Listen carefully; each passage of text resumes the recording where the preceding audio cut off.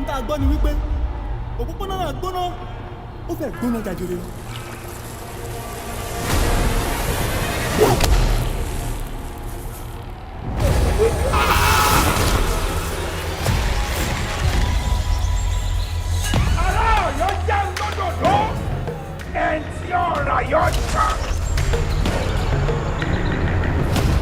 Gbọ́ pé àwọn èèyàn sọ kí ló fà á kí la ṣe sí.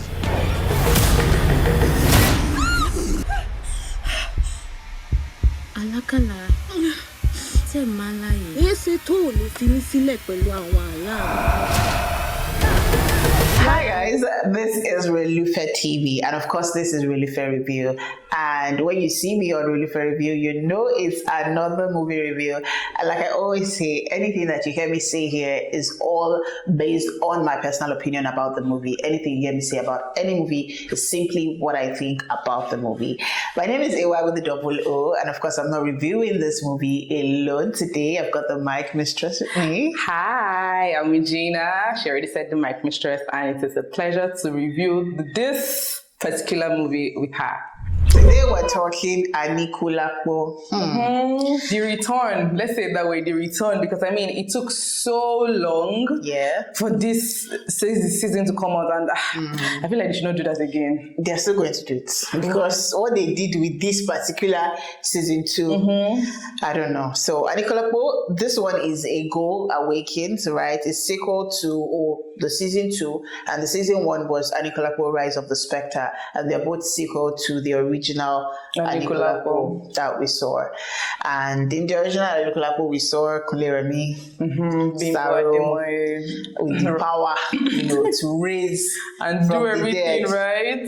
Right. So yeah, he had death in his power, really. To be very honest, this one is not Felani. This is the proper Anikulapo, and we saw Saro do that. And trust me, the original Anikulapo was absolutely beautiful. While before the season 1, I felt like, do they really want to turn this thing? Do you get? I felt like it was just good like that. The ending, everything felt perfect. Do you get? Well, maybe give us a sequel as just one film would have been good. But again, they did do well. Rise of the Spectre was not what I expected it to be bad. Okay, but it turned out good. Okay, all right. And now we have seen Anikulapo. I was excited, trust me, to watch it. Because when I Ghoul Awakens, I knew the goal was going to be, what's his name? The Bashor. Oh, Bashor. Oh, yeah, Bashor. Yeah, I just knew it was going to be the one, like his devilish look. Act and everything. They needed to come to an end, sort of, right? When I saw him in the first scene, I wasn't even, I'm like, you have come, right? So I would have expected everything around this season to center on his return, things that he did. But they were trying to introduce a lot of characters. Not trying, they introduced a lot of new characters, new faces. In fact, new things that we really never imagined could have happened in the movie happened there. I felt like it was supposed to be centered around Basharu because of the way it started. But funnily enough, we didn't even have a lot of Basharu. We just had this, I would have expected that bad things to continue to happen. Go to another city, establish yourself there, and continue. But nothing. They were just giving us the Basharu. So as a movie, it wasn't bad, but as a movie, linking it to the title, and again, they have the space, the gap. It was too much. I had to go back. Honestly, you could not go repeat. Like sometimes I see the movie, at some point I was like, okay, was Saga in the first one? I'm like, oh no, he wasn't. Because what's happening? Where are these people coming from? Saga felt like a Saro replacement. Yes. At and the point, they had the tribal back from. Do you get? At the point, I'm like, okay, probably they couldn't get Kunle Remi anymore. That's why they're using this. But the story, no, I lie. Ọmọwùnmí ló pè dáhùn láì fi gàlá lè dá ara. Kò sẹ́ni tó dárúkọ rẹ̀ mọ́rọ̀ bí ẹni kó ti kú ni. Àwọn làrán. Gẹ́gẹ́ bí mo ti máa ń sọ fún ọ, ìgbàkúùgbà tó bá wù ọ́ tó lè sinmi lásán. Ọmọwùnmí.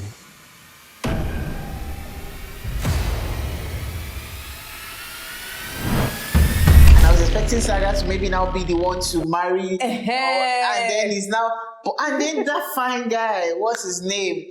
The tall guy, Koranga's younger brother. Okay, that dark.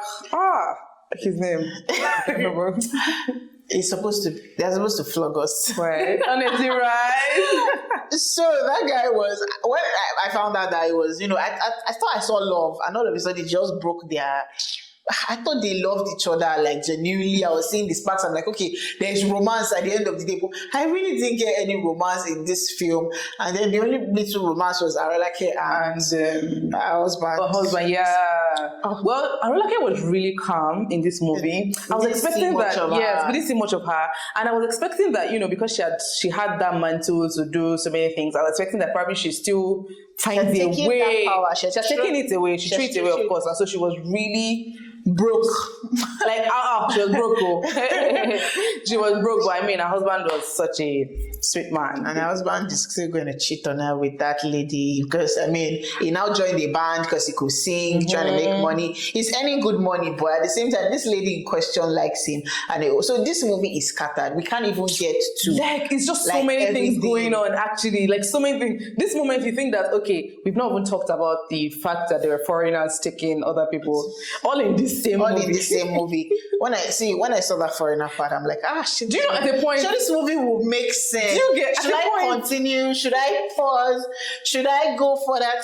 The first thing I said was, as I saw the beach and transition, I'm like, am I sure it's the same movie I'm watching? Or probably there's like a pirated version or something. Because how did we get here? But when they started speaking Yoruba, I started saying some African people, I'm like, okay, it's fine. Like, so many things were going on in this movie. But I like the introduction of the new actor. Yeah. Fela Makafui, she's Ghanaian, and trust me, her Yoruba was really nice. And I'm like, even Nigerians that are Yorubas, even Saga was twitching. It was twitching. Yeah, it was Saga twitching. Was going on. She did it well. She delivered that role actually. So well. She did. And the emotions. I love that. Speaking Yoruba, Kiki too. I don't think she fit in for that role that she played. She's not a bad actor. Don't get me wrong, but a deer turning into a woman. I would expect to see I'm not saying she's ugly. Don't get me wrong. Do not. I would have expected to see more. I don't know, maybe more action, do you think? I would have expected to see a more attractive lady. And this is not to say that she's not attractive. I would have expected someone more feminine. Kiki is kind of tomboy, yeah. So I would have expected a more curvy, lady to be the one to turn that, and all of that, and animal turn human. I mean, anybody that would blow the mind of a prince should be. Kiki didn't really do it for me. I didn't really see them connect like that. To be very honest, I didn't really see them like connect. But I was tired of finding her beautiful. I remember Koranga's brother. Oh, yes, so yes. I was expecting Taya Faniro and the princess to be together, to have a thing, right? I thought they were already in love, like a whole lot of. And the sequel, the series ended with Arolake's baby. Arolake did finally have a child. Yes, she did have a child. Congratulations. She's not barren, by the way. So I think it is Saro's thing that is not working. Saro should go and do DNA. And check the paternity of the other I had, right? I think they're going to do something with that. I think, we're expecting a season 3, like a comeback again. So I'm very sure that they'll probably portray on that. We did not see Saro at all. I don't know, he may come back. There may be something that will take us back. Because Saro just died. Saro never died. Saro the main guy now. How will Saro just die in Anikulapo? Well, if they take away Saro, I think they're now trying to spotlight the prince, Omoba, the Aderoju, but they didn't really... It did not shine like that. I think the problem was there were so many things going on. So as much as they wanted to give this one time, everything had to come. Of course, they were connecting stories, not like so many things that we could not relate. They were all connecting stories. Same people in the same village, still power, love. It was still all of those things. But so I feel like because they were not. It was too much, so they did not have time to like hit on every of them that they took. Mm-hmm. But in all, I think it wasn't bad. From my end, I think that it's not a fresh story, right? So you guys know the storyline, the theme of the movie, and all of it. Of course, it's changing, but it still centers around. I don't know. I think they've taken this movie away from Anikulapo. That's what I don't want to happen. Okay. Do you understand? Is shifting from Anikulapo, is shifting to what I don't know. And I don't think that they didn't really, because see what they did. In season 1, they spotlighted Basharu as to Saro. Now they are spotlighting Aderoju as to the Basharu. It's not just connecting. More like misplaced storyline. Yeah. No, so I feel it's because they still wanted to, have that stretch.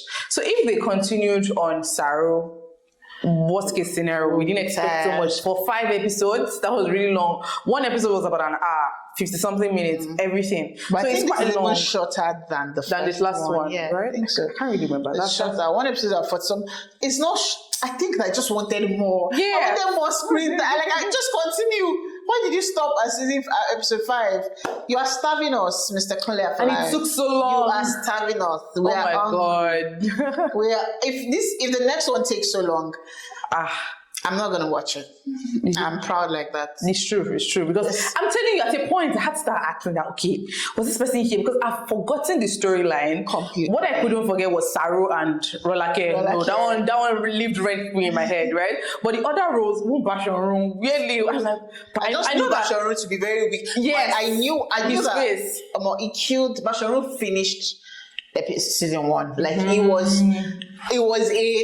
was wicked to the core. So I'm like, you have to be wicked in real life. So he's an amazing actor. No, you have to give it. Even this one, even this episode, when he kept, fishing for people to like. In Yoruba, it's called Irapada. Yes, to replace his facial expressions. He's such a star. He's a good actor. We should give it to him.